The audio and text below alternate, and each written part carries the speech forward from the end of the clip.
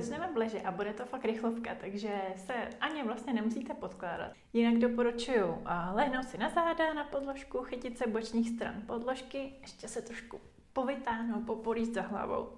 Pak už přitáhneme obě kolena k hrudníku, trošku uvolníme bedra, zakroužíme kolenama na jednu stranu a na druhou.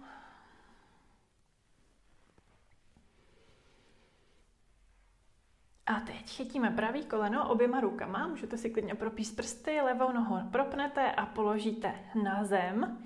Levý stehno tlačí do podložky, pravý koleno přitahujeme k hrudníku a obzvlášť pokud máme konkávní stranu bederní křivky teď na pravé straně, tak se snažíme ten bok trošku oddálit od žeber, aby jsme si to tam úplně nezavřeli.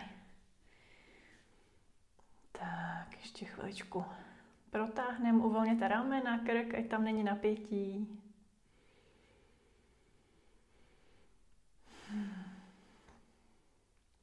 Vyměníme nohy, takže pravá noha se propne, levou pokrčíme, pomalu spustíme na zem, pravá noha tlačí stehnem do podložky a levý koleno přitahujeme k hrudníku.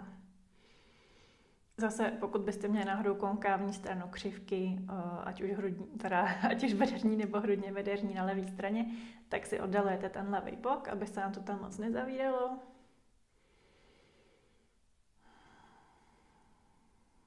Ještě chviličku protáhneme.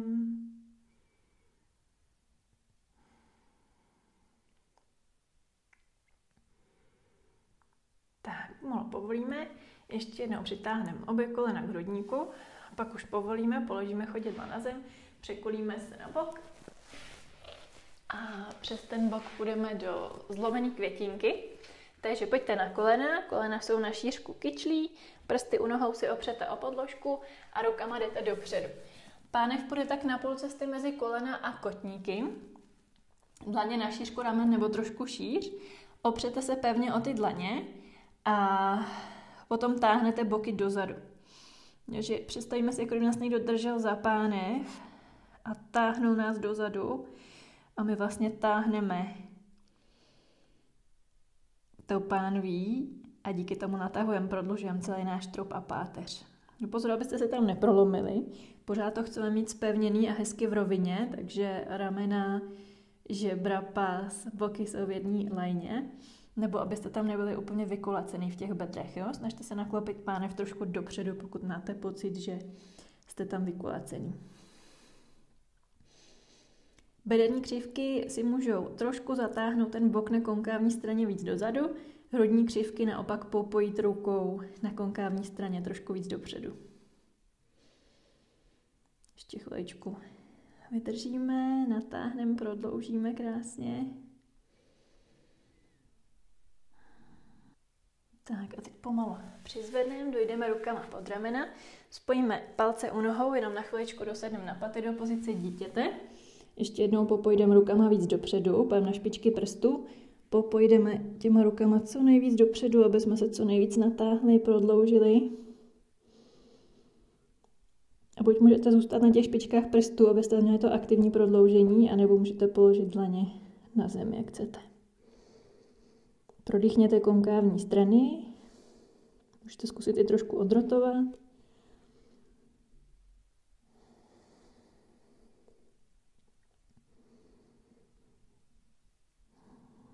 A pomalu zvedneme zpátky na všechny 4. Teď překlopíme zase prsty, půjdeme do medvěda.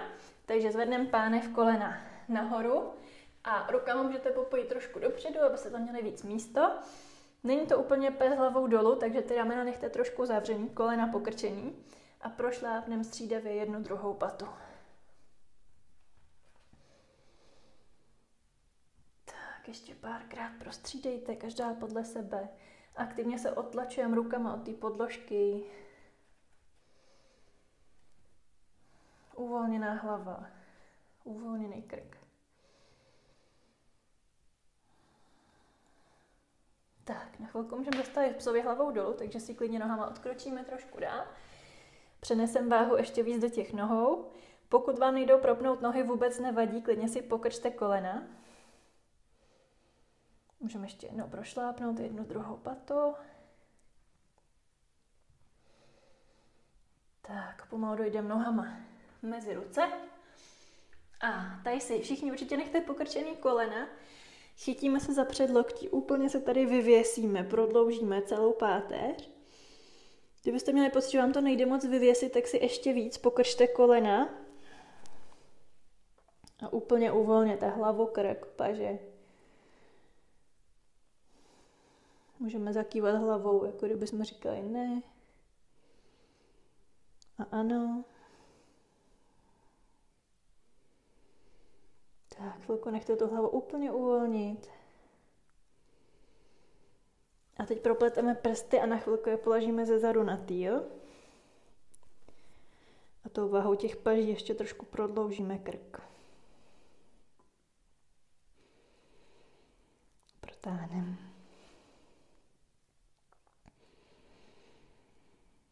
Pokud máte oploštilou hrudní křivku, můžete se soustředit na to, že si chcete trošku vyhrbit mezi těma lopatkama. A kdo naopak má docela vykulacenou tu hrudní páteř, tak se ji snaží trošku srovnat. Prodloužit tu hrudní kost dopředu a dolů směrem k zemi. Trošku otevřít hrudník. Tak, spustíme paže, ještě se chytneme za lítka. Jednou ještě protáhneme, prošlápneme jednu druhou patu. Na chvilku se tam zastavíme, prošlápneme jednu. Natáhneme si tu pravou stranu trupu. A vyměníme, natáhneme levou.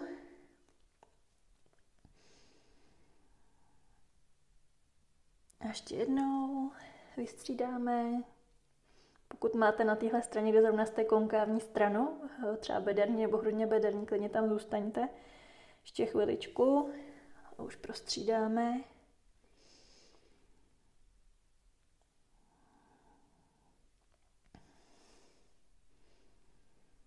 Můžete se k nám přidat už i vy, co jste protahovali tu konkávní stranu.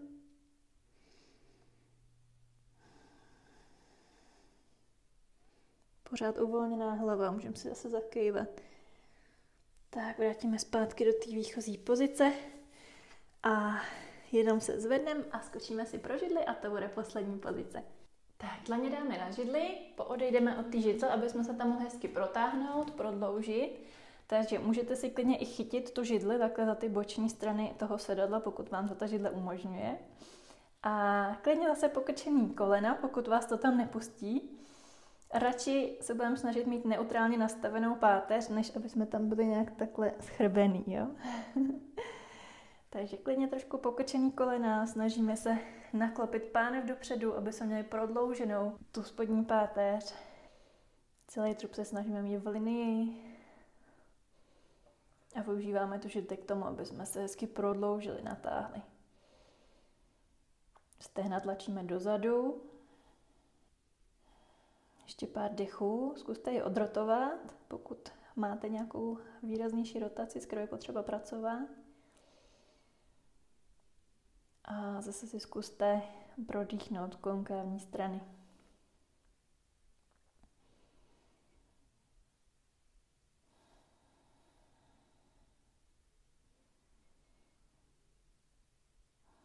Malu povolte, spusťte ruce na zem, pojďte se posadit na kolena.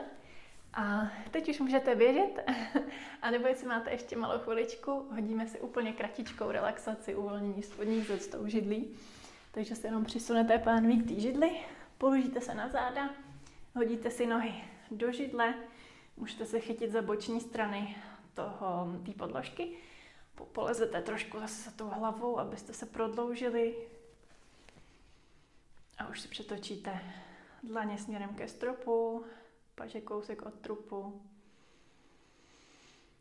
Zavřete si oči, uvolněte celé tělo, obě nohy, trup, paže, všechny svaly v obličeji. Vnímejte, jak ty spodní záda klesají do podložky. A pojďte vydechnout. A jeden dlouhý, hluboký společný nádech. A výdech ústy. Ještě jeden nádech. A výdech ústy. Naposledy nádech. A dlouhý výdech ústy.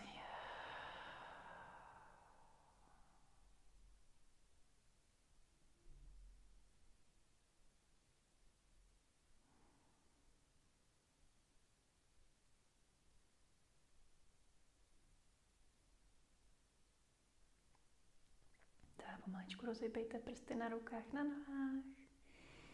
Můžete i zakroužit kotníkama a zápěstíma. Přitáhnout kolena k hrudníku, překulit se a přes bok se posadit do sedu.